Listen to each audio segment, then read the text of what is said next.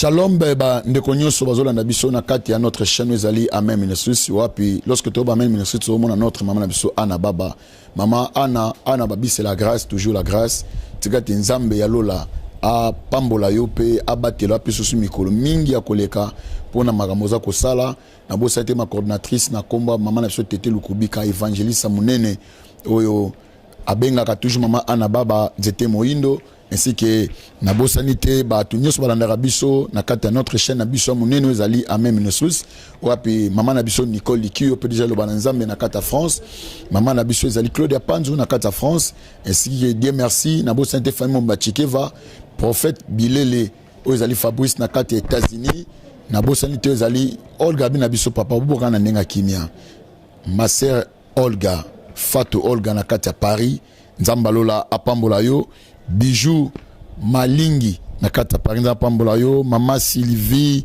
Ozali Monokaka na Hollande ainsi que Mami Tulamba Mapuya na kata Paris ainsi que Niclette Kivula na kata Paris Nzambalola a Pambola Biso. Je crois les émission na biso tu as mis un grand homme dédié au wapi bandeko to benge pona ba par rapport à dérapage ali kolekana awa wana complicité avec mon caméraman à Fungoli ezali pote tout le monde a notre invité ainsi que tout bande émission face à la vérité. Ah ok je crois directement tout banda shalom papa shalom bien-aimé boni ça va ça va aussi je sais plus que mon carte émission de biso monsieur tout bien yango face à la vérité on va présenter moyeyo c'est un ensemble on a mis ba homme de ba le cas ça va vraiment bien comme on va plus Bota nzambe na baola na biso bani bayeba komo na yo pe bayeba ozali nani komo no kupeti komo yo ozali nani pi église na yo pi kombo église. Shalom ngai c'est le révérend pasteur Aref Kuni azali pasteur principal ya église communauté pentecôtiste vision mondiale nazali pasteur numéro 1 ya église na biso ya Matete effectivement dans l'extension mais église mère na Matete ngam nazali le pasteur principal donc nous sommes à Matete voilà ce que je peux dire. Ok, merci beaucoup. Je crois que c'est pasteur Aref. Pasteur Aref. Aref, c'est un argent. Pour Bino Bobang Sabat. Hébraïque. Non, le mot Aref signifie argent. Donc, Zali, il y a un ami, il y a papa, qui est libanais. Quand je suis né, alors, le quoi pour travailler à Bango, on a Botamaki, né par là à Pisangandoui. Donc, le mot Aref, A-R-E-P-H. Réflexie argent, simplement. Il n'y a pas d'autre signification. Donc, or, il y a argent.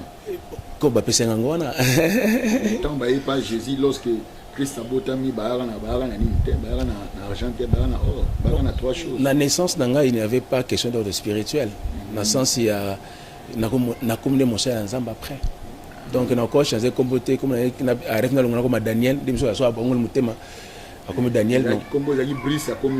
C'est ça le problème parce que au monde na les solo il y a Saül ou Akomaki, comme si Saul, pardon, comme si Paul. En réalité, Saul c'est Paul. Ça il y a identification, il y a école à Zalaki. Paul était un binôme, un binational. Zalaki juif, agipé romain. Donc Saul c'est Paul. Et que non soit Saul a commis Paul à Bonté. Ils ont le même nom mais avec des dénominations différentes par rapport il y a Moussala Osala. Donc ça n'a rien à voir avec comme avant on dit Jésus. Mais s'il y a Antoine, il n'y a pas la semence de Jésus, ça sert à rien. Donc c'est-à-dire au thème la bateau ba bongo mutema longoli kombo na ba comme c'est comme non naza contre te parfois sous base révélation nous suis pas mon que comme on est avant bon mutema comme grand coulunaire grand yanké grand coureur de Japon à mon que sous babi kana combat Brice wana abi Brice aki sérieuté alors toi Kenega to changer combo je ne suis pas contre ça mais je ne crois pas que le changement de nom peut changer la personne. Ce qui importe, c'est que toi, tu dois changer en toi. Parce que quand Christ vient à quelqu'un, c'est la personne qui doit changer et non le nom. Voilà. C'est la personne. En tout cas, il te combien les matata. En tout cas, l'homme de Dieu, merci beaucoup. Nengo Biozali, numéro 1. Il y a l'église comme visionnaire, comme responsable et comme un père. Le lot, on parlé du Cambou, il y a des dérapage dans l'église. Les hommes de Dieu, papa, nous avons battu. Nous avons bord noble. Si vous préparez déjà moi les fantômes. D'abord, nous avons aborté.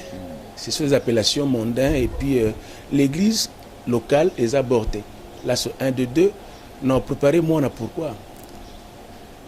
Pourquoi non pas moi? Parce qu'il y a Moussala Nzambe. Au moins, avant de avancer plus loin, Moussala Nzambe, et ça Moussala Nzambe sécurité. Ce que tu peux préparer moi, côté de Moussala Bongo, sans que tu fasses un appel à Nzambe, aux Obomaye. Et na Kinshasa, tout le monde a commencé à tout ça. Je peux dire ça comme ça, na Bango. Et il y a des dérapages à Kinshasa. On a vécu même le temps où, parce que malade, il y avait des données qui étaient qui très problématiques parce que parfois on a qui préparé aux yeux parce que je n'ai pas dans cette section. Mais en réalité, Moussa Nzambe, quand il appelle, si mon enfant a un appel, je ne trouve pas un problème. Mais s'il n'a pas d'appel, il y a Moussa Nzambe. Non,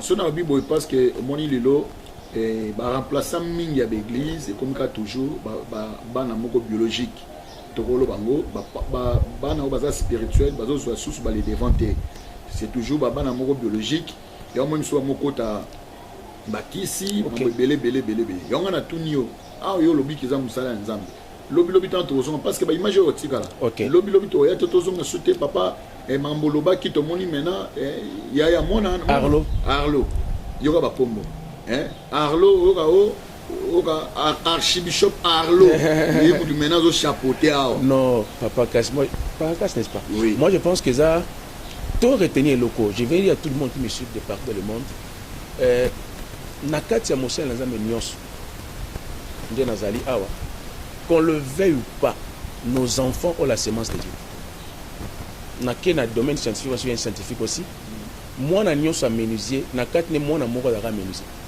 moi na nyonso professeur nakati na professeur je vais dire aller même plus loin sur le plan pédagogique moi na à répéter plus les choses qui lui sont données comme matériel didactique nandaka molakisi au moins ba créer zalaka ba cahier ba livre l'enfant aura plus tendance à utiliser ce qu'il voit comme instrument l'enfant aura plus tendance à utiliser ça ok pas menuisier ba matériel didactique à menuisier mingi zanini eza ba mabaya ba CT donc les enfants ont plus facilité à faire ce qu'ils font ngana na section mokena ndako de fois bana basala ki pasteur bana ngabasi pourquoi parce que vina bango par classe bakendaka ils sont plus à l'église, ils sont plus avec nous. Des fois, il y a moi, c'est mon collègue, c'est pasteur, azotea, et moi, je pas vu à Simine, on a moi, c'est bon de la, à quoi c'est nassé, sort. En fait, les enfants ne font que recopier ce qu'ils voient en premier lieu. La pédagogie, un matériel didactique, c'est-à-dire, on s'en a mon régulièrement. On a un juriste de formation, mais j'ai fait l'office du pasteur. Dans ma maison, il y a beaucoup de livres, il y a beaucoup de prédications à la télévision et les enfants sont plus à part le dessin animé Batalaka, ils sont plus à cela. Donc, ils sont déjà prédisposés dans le sens où on a un jour, c'est l'ensemble. Quand on a il y a beaucoup de services qu'on peut faire pour dire. Deuxièmement, na semence nyonso, c'est génétiquement démontré que n'engeza awa na kati ya mwana nyonso abote na mutu azana facilité ko ba gène na mutu na passer la mobia sala.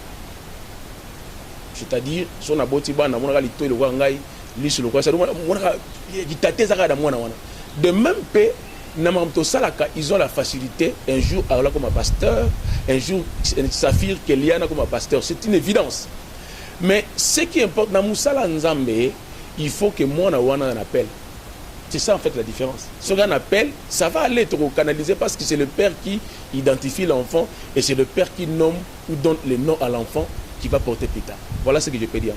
Ok, merci beaucoup, papa. Toto Bali Cambo, maintenant tout signe parce que tu portes un sujet. Ok. On a revenir on a disposé. On a revenir.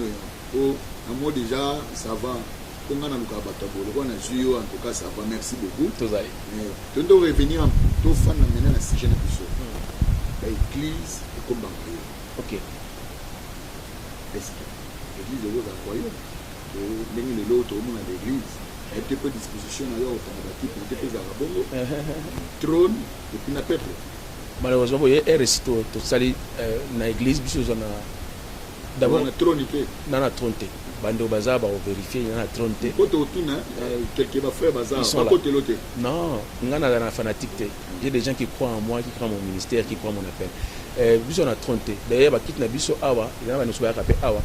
De fois même tous là que non, ceux qui pour payer avant na quitter on avant.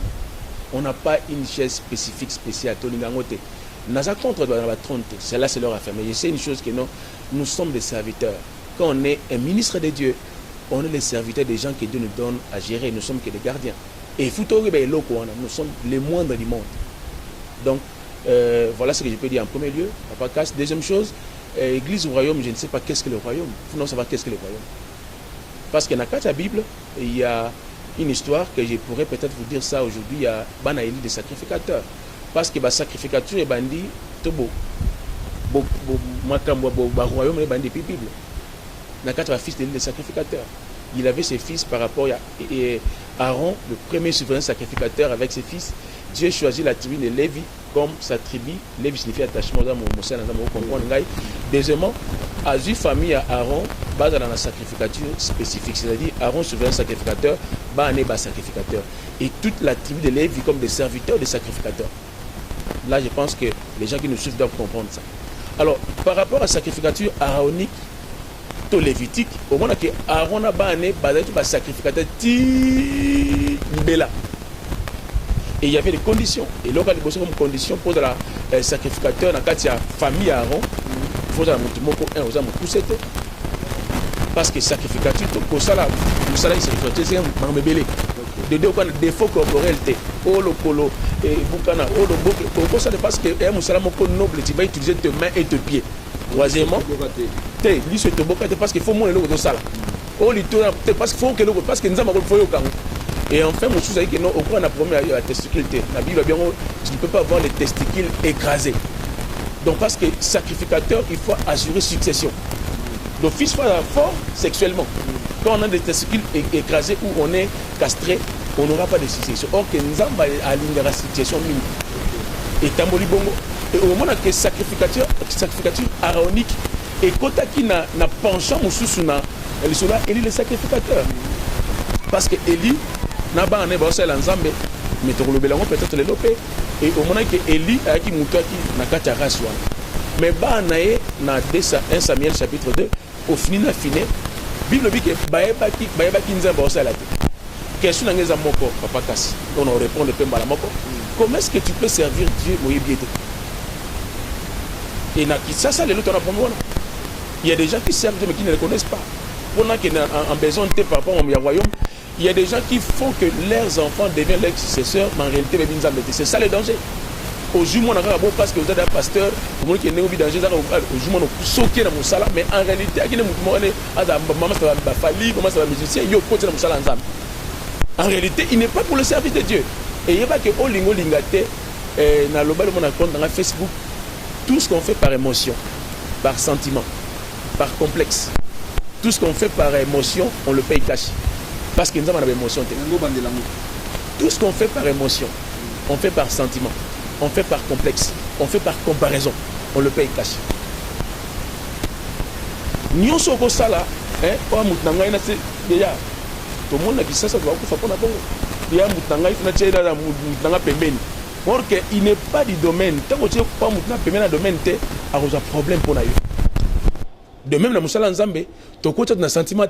Donc, moi, je pense que dans 1 Samuel 2, les fils de l'île des sacrificateurs, la Bible dit qu'ils ne connaissaient pas Dieu. Comment est-ce que le Nzambe était? Je dirais, de par l'air, non déjà. Ofni n'a fini. Oh, Ofni n'a fini. Racine nango. Racine, il y a comme en Égypte. Ok. Ofni fine, eza racine moko na mboka Égypte. Eza racine hébraïque. Ofni la qui cite Tétar. De par sa racine, Ofni la qui cite Tétar. De par sa racine, fine la qui cite Nubien. Donc c'est ce terme Tétar, ça dit Tétar eza le litaka. To iba na mike to mona c'est le la kaka na kisasa na ba terrasse na ba rivière. Si le les aller. Ba Tétar moi ba noir boy. Et bota ligorodo. Mais ça Tétar. Or que en réalité moi, dans mon sel, dans ma sémence. Les tétars, c'est aussi une sémence. Parce qu'en réalité, même les spermatozoïdes, des sémences. Il y a une forme qui est tétard. Mais la différence entre tétard, il y a les gorodo, na tétard, il y a sémence à mon bali, tétard, il y a sémence à mon bali, à botara moana. Moana, ça, image à tatanaï. Tandis que tétard, il y a les gorodo, à botara les gorodo. Or, les gorodo, et tu verras plus loin qu'en Égypte, parmi les fléaux, on a frappé qui en Égypte, parce que les Égyptiens pensaient beaucoup que les crapauds avaient une place de choix. Oh, le crapaud, soka fandi, oui, bah, t'as fandi, à Fukami, pour qu'on sauter Malamoko. A qui m'a pas dans le lot parce que papa n'a pas mis pasteur, Malamoko, ouf! Au bon moment, on n'a pas. C'est-à-dire, il y a des enfants, des hommes de Dieu, ce sont des têtards. Je peux dire ça comme ça parce que par rapport, il y a. Et là, on a dit Awa, au fini, racine nango, et où en Égypte. Et là, ici, tétard, donc l'itaka. Mais l'itaka, il y a sémence à mobilité. Mais l'itaka, il y a sémence à l'igorodo. L'itaka, on va en maïti et moi, bois comme l'igorodo. Oh, l'igorodo, na Moussala Nzambe. C'était un danger. Ayaki frère. Sur Facebook, il y a prophète. Sur Instagram, il y a archibishop. Donc, à ce système, il y a l'igorodo. À tout sauter. Or que Moussala Nzambe est un Moussala noble. Même pour nos sacrificateurs, il y avait 3 étapes. Moi, j'ai toujours dit ça dans l'église, il y a toujours 3 étapes importantes. Moi, dans sacrificateur, ceux qui ont botami de 0 à 17 ans, Azali Bado. Qui est un Bado? C'est celui qui vient, un jour, on a le sacrificateur, à qu'est-ce qui se passe dans Moussala Tata Salaka. Deuxième étape, de 18 ans à 29 ans, Azali apprenti sacrificateur. C'est-à-dire, Azana Bako Abominyama, c'est ça qui l'a au Ketchawana. C'est ça l'apprenti. Dans le domaine, même pour être maçon, il y a tous des apprentis maçons, des apprentis menuisiers. Et enfin, à 30 ans, Ndakomaka, sacrificateur. C'est à 30 ans. Même le Seigneur Jésus, lui qui était Dieu, qui demeure Dieu, il a attendu 30 ans. Pour abandonner la sacrificature. Et ce qui est pire, papa Kajanini, na 30 ans, Yesu Massi, à quel ça, c'est qui est juste. À quel pas Jean-Baptiste, qui est le fils d'un souverain sacrificateur, Zacharie, à quel APC baptême. 2 raisons pour le baptême. Il s'identifie aux hommes. Et puis il fait ce que les sacrificateurs faisaient. Quoi? Avant, on a Moussa, pas sur mais les lois de Kota Moussa, mais ça va sur la banque. Sur l'anzo, on a Moussa, bah, mais sur la banque, et toi, c'est une chose dans le mais c'est ça le problème. Moi, je pense que l'autre, je n'ai pas dit ça. Et ça, quand c'est ça, les bons, à boire, il faut ça, fait ce qui est juste. Et enfin, on a témoigné Jésus. Oh, comment on a moussala ensemble, c'est ça que Tatano a témoigné. On a vu Alikamo, mais on a sérieux. Dans l'église, on a frère, on a Facebook, on a prophète, dans Instagram, on a archibishop, on a mis partout dans le monde. Mais son père ne sait pas qu'il est toutes ces choses-là. Il y a un problème avec l'église, il y a Nzambelelo, que quand tu te proclames prophète, tu auras les combats des prophètes. Mais tu es un frère. Donc, on m'a dit dans l'église. Avec les frères, comme c'est prophète, allez. Bah, moi, c'est donc Kinduma, moi, c'est il y a niveau, il y a ma prophète. Bon, Kinduma, on a retiré la bombe, on a moi, il y a des cas pour les prophètes. Il y a le fresco, là, moi, c'est il y a Kinduma, moi, ça va boire de l'eau. Il y a le bois, on a judo. Tout à l'heure, on a Massananzoto. Au bilan de Massananzoto, on a judo, on a bagarre. 1, 2, 3, 4, 5, 6, 7. Mais dans ça, on a des solutions, ça, on a 7, 6e bagarre. Na osani na ke na poti na oliate na poni na kwa muta 5e bagarre. Tant na ke na peser na mati peser na sisi peser na kumaliza jotel. Tant na sisi peser na ngai na zongi na mati kolia pona zona 6e bagarre. Ok donc na mati peser na 5e bagarre. Balukinga adversaire 5e bagarre. Tant on a na 6 na pona na 6e. Maintenant je me bats avec quelqu'un qui est na 5e bagarre. Au matou de la bétail. Le même aussi. Aux frères Ndima ba encadré. Mais ce comme si prophète, pasteur, apôtre, docteur, je ne sais pas comment on peut ça, nous sommes comme ministre. Ministre, le côté. Les ministères s'est attaché, les ministres s'est au ministère. Donc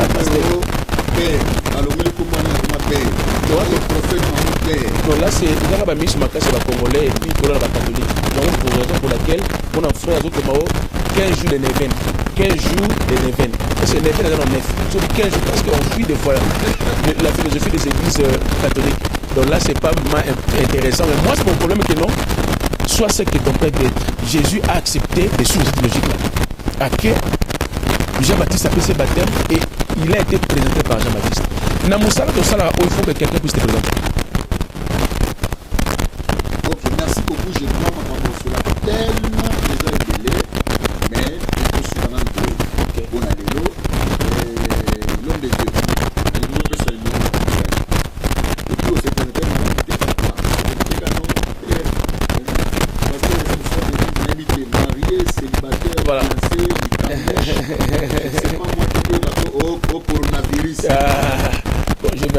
pasteur Aref, mon nom, je suis le pasteur Aref, Kuni, dans la Lemba, le pasteur principal de l'église Vision mondiale à Matete, dans la communauté, l'église à Matete, c'est moi qui suis le pasteur responsable.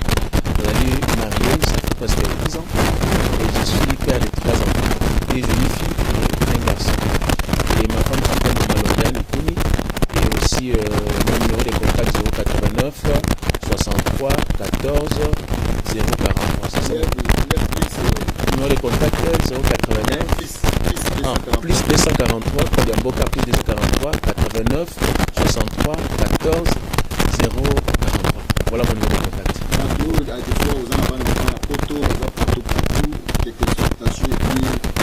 Na pisi moto na bana nyonso ya Nzambe, parce que toza baministre ya bato nyonso. Le ministère n'est pas lié à une église locale, le ministère est lié à tout le monde qui reconnaît en lui la sémence de Jésus. Na pisi bana nyonso ya Nzambe, partout dans le monde, na temps difficile, na kombote, bacha confiance na Nzambe, Nzambe akosi ba bango te, je le bénis de partout na ngai, Nzambe na ngai, akomona na chance. Amen. Merci beaucoup, Nzambe na ngai, akomona na chance,